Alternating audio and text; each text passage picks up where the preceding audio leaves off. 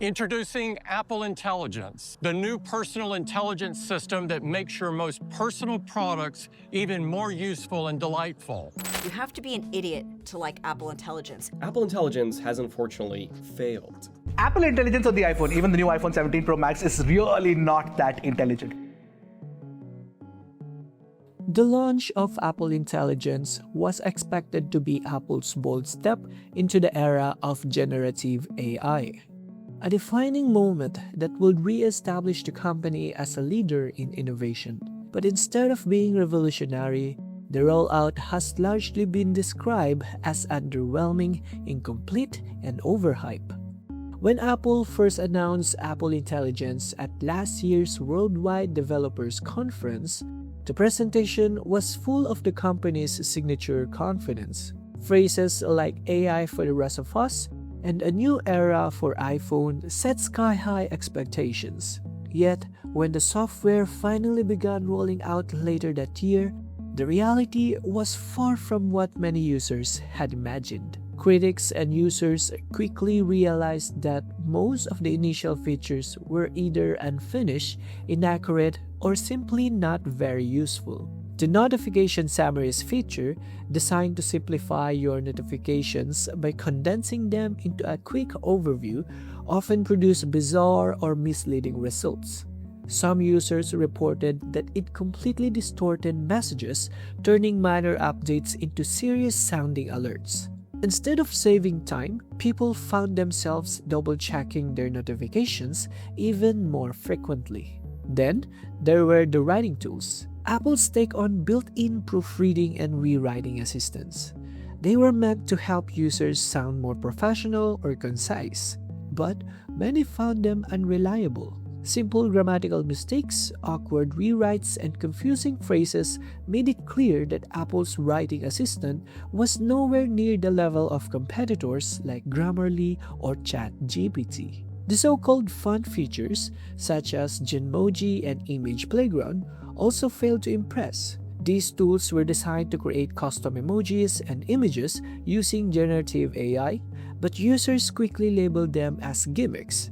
Reviews described them as cringy, inconsistent, and even embarrassing, with image results that look unfinished or distorted.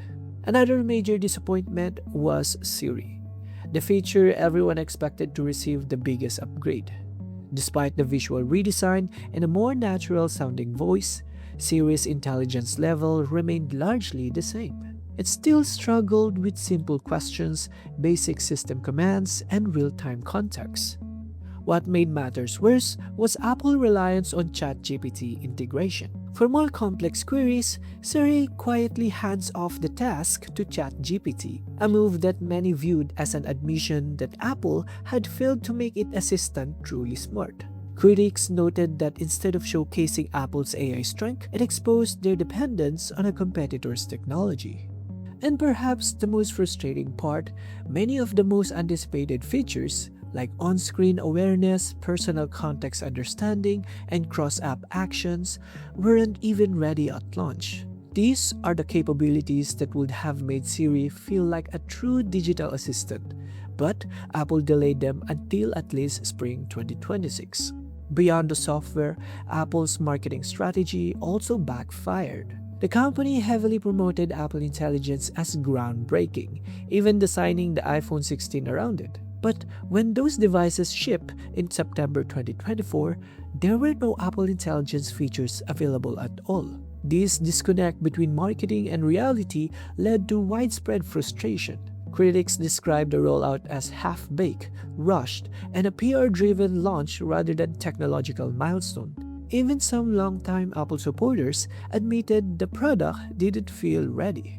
Apple's focus on privacy, while commendable, also limited how capable the system could be, because the company refuses to use large-scale user data for AI training. Its models simply can't match the intelligence and adaptability of cloud-based systems like Google's Gemini or OpenAI's GPT models.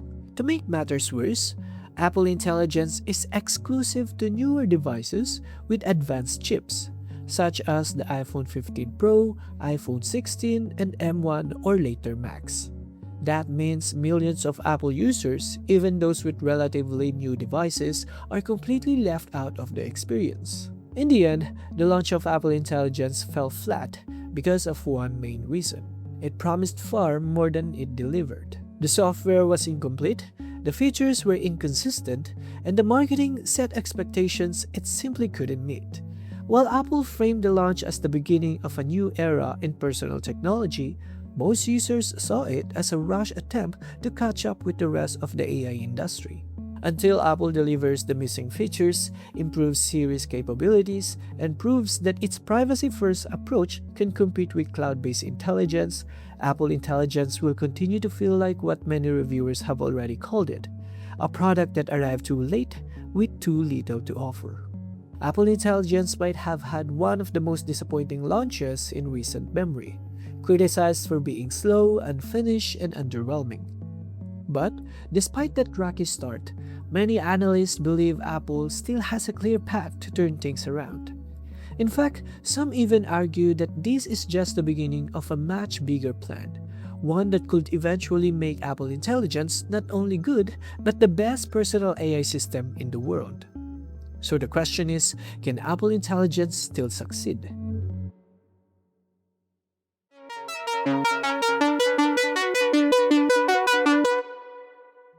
Apple's biggest advantage has always been trust. And with Apple Intelligence, that trust comes from its privacy-first design, something no other major AI company has truly matched. Unlike Google, Microsoft, or OpenAI, Apple doesn't rely on collecting vast amounts of user data from the cloud. Instead, it processes as much as possible on-device, right on your iPhone, iPad, or Mac. That means your personal messages, notes, and photos stay private, never leaving your device for model training.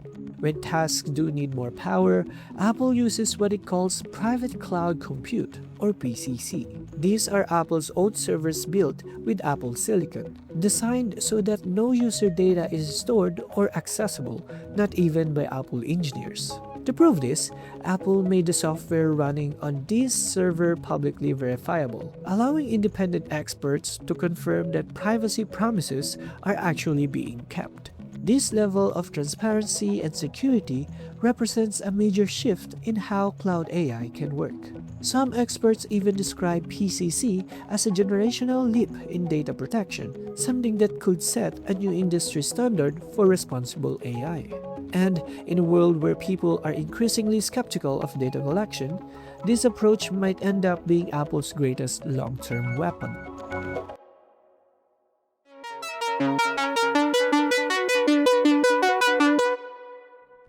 Right now, Apple Intelligence feels limited because its most important features aren't here yet. But those features, if executed correctly, are what could completely transform the experience. Apple's long-term vision is to evolve Siri into a true life co-pilot, not just an assistant that responds to commands, but one that understands context. This means Siri will eventually be able to understand what's on your screen and take action accordingly, pull information from across your device like notes, messages, or emails to answer personal questions, and perform cross-app actions, letting you combine tools and tasks in a single voice request.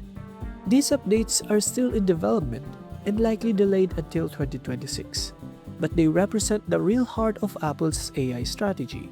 If Apple delivers on this roadmap, it will create an assistant that's deeply personal, completely private, and perfectly integrated into the Apple ecosystem, something no other company can replicate.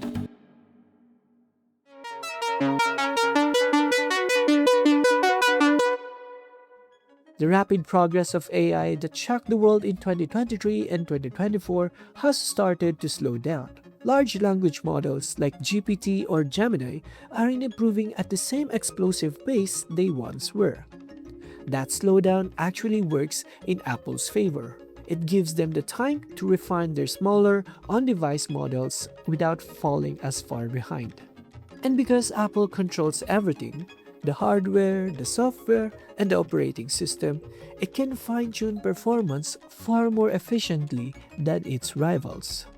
The company has already increased the base memory on its devices to handle AI tasks better, like bumping the Mac Mini's base RAM to 16GB, ensuring that Apple Intelligence will run faster and more smoothly across its ecosystem.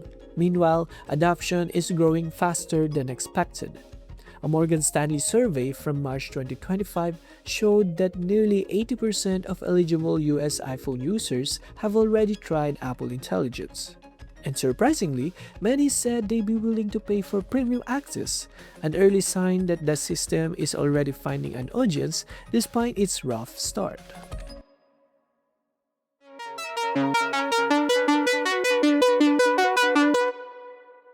Still, Apple's greatest strength is also its biggest limitation. By prioritizing privacy above all else, Apple limits how much data its AI can learn from. While systems like Google Gemini or ChatGPT constantly improve by analyzing massive global datasets, Apple's on-device models learn much more slowly. That's why Apple's AI feels less smart today. It simply doesn't have the same volume of information to work with. This trade-off between privacy and intelligence sits at the center of Apple's challenge. And how the company navigates it will determine whether Apple Intelligence becomes the most trusted AI system in the world, or remains the safest but least capable one. Apple Intelligence today might feel like a disappointment, but it's also the foundation for something much bigger.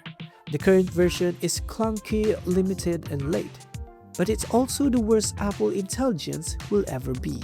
If Apple can deliver on its vision, combining deep ecosystem integration, on-device intelligence, and unmatched privacy, it has a real chance to define what personal AI means in the next decade. If that strategy works, the future of Apple Intelligence might look very different from where it stands today. So after all the hype, the disappointment, and the delays, what's next for Apple Intelligence? Right now, Apple's biggest challenge is simple: make it actually useful. The core idea is solid, private, secure, and deeply integrated into your Apple ecosystem, but none of that matters if the features still suck. In the next year, Apple needs to 1. Fix Siri. It has to finally become context-aware, understanding what's on your screen, your messages, and your tasks without asking 5 times. 2. Speed up innovation. The delays are killing the hype. If Apple really wants to compete, it can't afford another year of coming soon. Lastly, prove that privacy doesn't mean weakness. Apple's whole bet is that users want safe AI, not smarter AI. But if it stays too slow or limited, people will move to faster, more capable systems. The truth is, Apple Intelligence is playing the long game. This version, the one everyone's clowning on right now, is just the foundation. If Apple executes its roadmap, the next few years could turn this from a meme into the most trusted and most personal AI system ever made. Because while others chase smarter, Apple's chasing safer and seamless. And if they pull it off, that might be the smartest move of all.